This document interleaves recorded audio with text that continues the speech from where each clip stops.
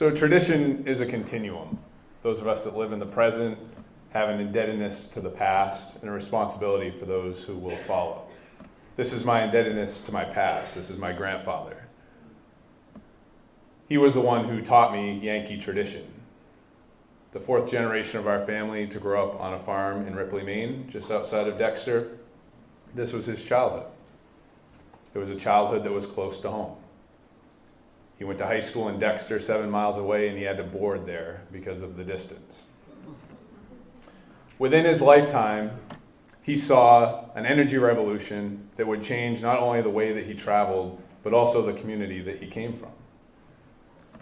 His horses were replaced with vehicles. The distances that people could travel moved further and further away. And what happened was that there were communities and people that gained from that, and there were communities that lost. So here we have a map of the trip between his farm in Ripley, where he grew up, and his home in Pittsfield, where he would die. These markers show the family farms that existed on that trail that he would take. By the time he died, there were only 2 farms left. This infrastructure has moved benefit to urban areas, and at the same time, it has sucked jobs and mills and children from our rural communities.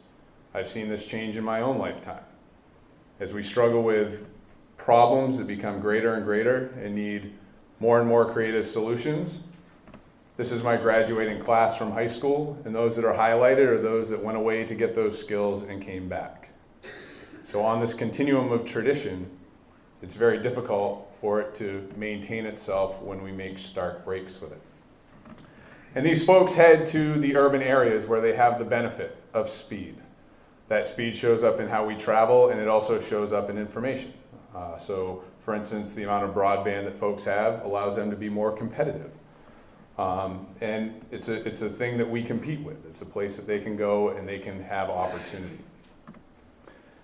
In my lifetime, we are going to see a revolution in energy that is almost, if not increasingly more unbelievable than the one that my grandfather saw during his lifetime. Electric storage, electric vehicles. We're going to see the ability to dispatch our energy generation close to where it is used, as opposed to having centralized power plants and running power lines all across our state. The question becomes, what will this do for our rural communities? This is the home of the future, and most of this is already in effect. We have smart appliances that are able to talk to the grid and to figure out when to turn off because most of the rest of the neighborhood is using a lot of electricity. We have storage, we have electric vehicles, we have an entirely different paradigm of energy use. And so the question that I ask, and I think is important for us to posit, is will this energy revolution increase the gap in competitiveness between our urban and our rural communities? Or can we somehow utilize it to revitalize the communities that we come from? So here's the speed that we have today. And I think if you look at the communities on these lines, that the thick red line is our interstate system. The smaller lines are our natural gas infrastructure. The communities that fall outside of those are at an energy disadvantage. It's harder for them to get to the markets that compete. And as we look at our new energy, if we want to continue that continuum of tradition, we need to look to the past when we were energy self-sufficient and make sure that these new solutions are ones that are able to honor our tradition and our way of life, our Yankee way of life, but also allow us to compete across the globe. And the wonderful thing in this is that it's already happening. Mini split heat pumps that we see here in the foreground are helping to level the playing fields for some communities. In rural Maine, we've seen some of the highest adoption rates of anywhere in the country to help reduce the energy costs. And in the background, you can see how these can be powered with solar energy. We're starting to see the affordability of electric vehicles, in which we're able to, instead of sending our money that we need to spend in order for us to have our livelihoods, away to communities outside of our own country, and many times, to be able to reinvest it back in our own communities. This here is a map of distributed energy projects that have been completed through Efficiency Maine. These are insulation projects, these are heat pump projects, and you'll notice that we're starting to see a splay. We're starting to see impact outside of these Maine heartlands that differentiate the power between those who have and those who don't. And an important part of this is that we're bringing our kids home or allowing them to remain here.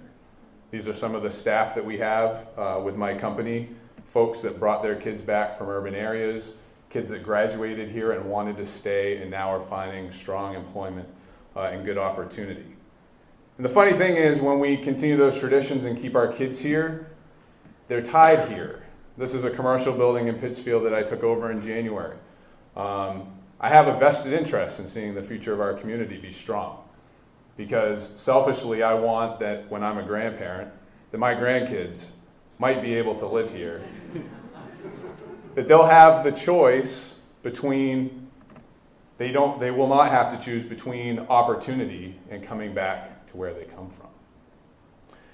And so as we look at the energy revolution that's going to take place in the coming decades, the question becomes, are we going to be able to take our traditional way of life and the challenges that we have with speed and accessibility, and to be able to make that continuum continue?